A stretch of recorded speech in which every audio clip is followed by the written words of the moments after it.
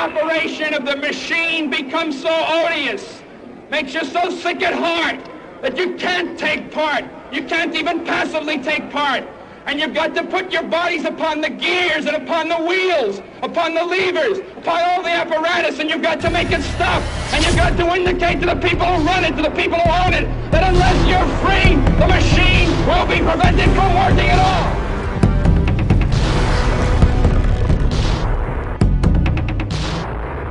Not the baddest girl I ever seen.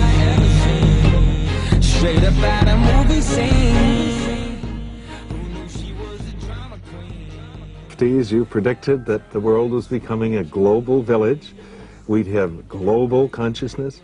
And I'm wondering, now, do you think it's happening? Well, now we're playing backwards. We're going back into the bicameral mind, which is tribal, collective, without any individual consciousness. But it seems, Dr. McLuhan, that this tribal world is not friendly. Oh, no. Tribal people, one of their main kinds of sport is sort of butchering each other. It's, it's a full-time sport in tribal societies. But I had some ideas. We got global and tribal. We were going to become... The closer you get together, the more you like each other? Yeah. There's no evidence of that in any situation that we've ever heard of. That when people get close together, they get more and more savagely impatient with each other. Well, why is that? Because of the nature of man, or his tolerance is tested in those narrow circumstances very much. Village people aren't that much in love with each other. And the global village is a place of very arduous interfaces and very abrasive situations. Do you see any pattern of this, and for example, desires of Quebec to separate? I should think that they are feeling very abrasive about the English community and about the way the American South felt about the Yankee North 100 years ago. But is it a need for space? No, it's a need for a less abrasive encounter and a little more space between the wheel and the axle. When the wheel and the axle get too close together, they lose that playfulness. There's no play left. And so they have to have a bit of oil, a bit of distancing from each other, and so on.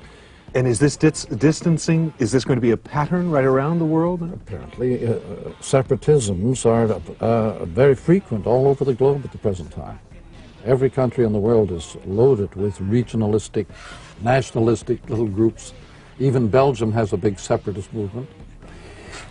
But in Quebec, for example, they define it as the quest for identity. Yes, all forms of violence are a quest for identity. When you live out on the frontier, you have no identity. You're a nobody. Therefore, you get very tough. You have to prove that you are somebody. And so you become very violent. And so identity is always accompanied by violence. Ordinary people find the need for violence as they lose their identities. So it's only the threat to people's identity that makes them in violence. Terrorists, hijackers, these are people minus identity. They are determined to make it somehow, to get coverage, to get noticed. You're just an LA girl.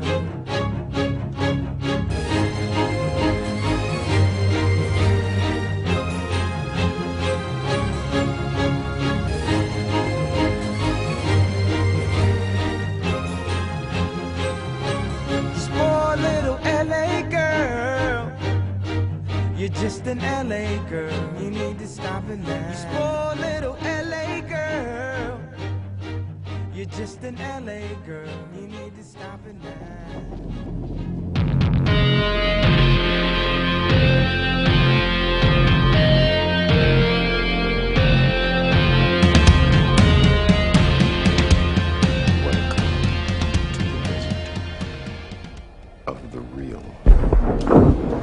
According to continental philosophers, we're now in the postmodern condition, a condition in which reality has all but disappeared. And in fact, one of the interesting things about Baudrillard is that if you take him seriously, he appears to hold that reality has disappeared. Postmodernists are fond of thinking of their work as something sort of radically different from what's gone on before, but I think it's a sort of straightforward extrapolation of the sort of stuff we get in Kant, and the idea that the world is in some way or other a construction of what's going on in my mind. It's really striking that it's one of the few movies that shows a work by a real philosopher in the context of the movie. So Baudrillard's Simulacra and Simulation turns up towards the beginning of the movie in this book that Neo has his contraband software in. If we turn to page 1 of Simulacra and Simulation, we see Baudrillard commenting on a Borges fable in which cartographers of an empire create a map that is so perfect and coextensive with geography that it touches the real geography at every point. What's really interesting is that for Baudrillard, the map is what's important. The map has primacy for us. The map is a simulacrum that, as a model, loses all reference to reality. In Baudrillard's fable, reality exists only as rotting shreds that are attached to the map. And this is the state of our age, according to Baudrillard, that the model itself has primacy for us. The real has become irrelevant, if undefinable, and clings only as vestiges. And he's coined the phrase, the desert of the real, to describe the state of our age.